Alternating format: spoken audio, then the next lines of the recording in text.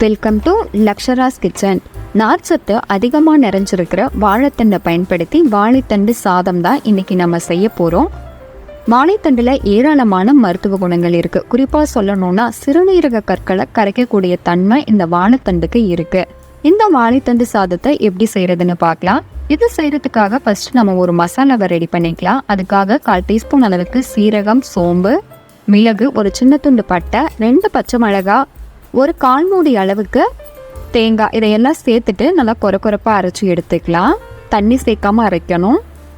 இப்போது ஸ்டவ்வில் ஒரு கடாயை வச்சுட்டு தேவையான அளவுக்கு ஆயில் சேர்த்துக்கலாம். ஆயில் நல்லா சூடான உடனே 1/4 டீஸ்பூன் அளவுக்கு கடுகு, 1 டீஸ்பூன் அளவுக்கு கடலைப்பருப்பு, 1 கொத்து அளவுக்கு கருவேப்பிலை இலைகள், 2 வரமிளகாய், கொஞ்சமாக பெருங்காயத்தூள், இது கூடவே ஒரு கைப்பிடி அளவுக்கு கட் பண்ண சின்ன வெங்காயம், இதையெல்லாம் சேர்த்துட்டு நல்லா வதக்கிக்கலாம்.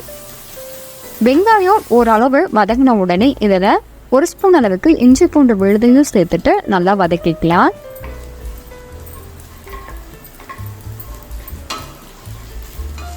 வெங்காயம் நல்லா வதங்கின உடனே இதில் நம்ம க்ளீன் பண்ணி கட் பண்ணி வச்சிருக்கிற வாழைத்தண்டை சேர்த்துட்டு 1/4 டீஸ்பூன் அளவுக்கு மஞ்சத்தூளை சேர்த்துட்டு மிக்ஸ் பண்ணிக்கலாம்.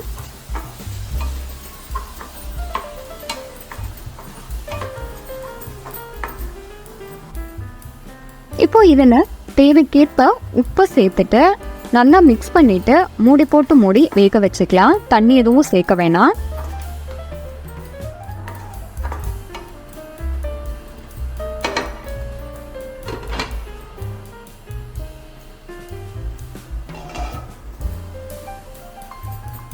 இப்போ வாழைத்தண்டு ஒரு 70% அளவுக்கு வெந்த உடனே நம்ம ரெடி பண்ணி வச்சிருக்கிற மசாலாவை இது கூட சேர்த்துட்டு மிக்ஸ் பண்ணிவிட்டு மூடி வேக வச்சுக்கலாம்.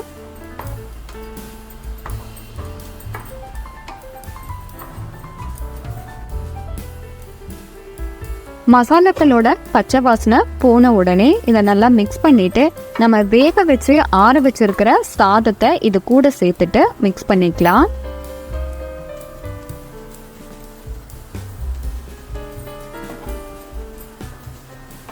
நல்லா பொறுமையாக கலந்து கொடுக்கணும்.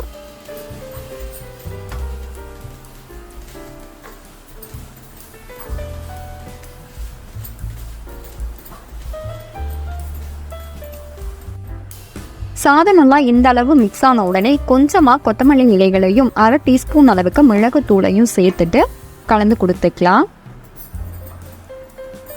ஆரோக்கியமான வாழைத்தண்டு சாதம் ரொம்ப சூப்பராகவும் ரொம்ப டேஸ்டாகவும் ரெடி ஆயிடுச்சு. கண்டிப்பாக இதே மாதிரி ட்ரை பண்ணி பாருங்கள். ட்ரை பண்ணிவிட்டு எப்படி இருந்ததுன்றதை கமெண்ட்டில் சொல்லுங்கள். லைக் பண்ணுங்கள், ஷேர் பண்ணுங்கள். மறக்காமல் லக்ஷராஸ் கிச்சனை சப்ஸ்கிரைப் பண்ணுங்கள்.